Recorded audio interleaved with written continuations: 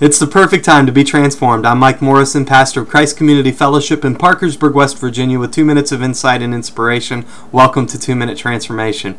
In Genesis, the book of beginnings, Moses tells us about the great global flood in which God's judgment is executed against the disobedience of the world.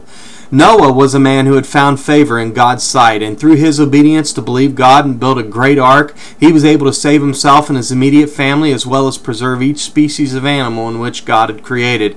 Moses describes the 40 days of absolute decimation from violent storms, tsunamis, and earthquakes that are so utterly powerful it changes the very face of the earth.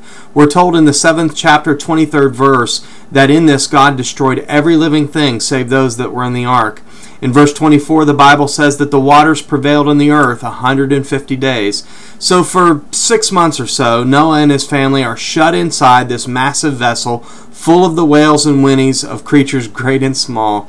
They hunker down and can only imagine what's taking place outside as God pours out his holy wrath on a prodigal planet. But in the first verse of chapter 8 in Genesis, Moses writes, "Then God remembered Noah and every living thing and the animals that were with him in the ark." He goes on to tell us that then God made a wind to pass over the earth, causing the waters to subside.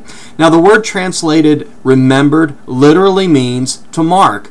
God had turned his gaze toward that wooden ship, and he looked down into the abyss of a near lifeless world, and he saw something familiar.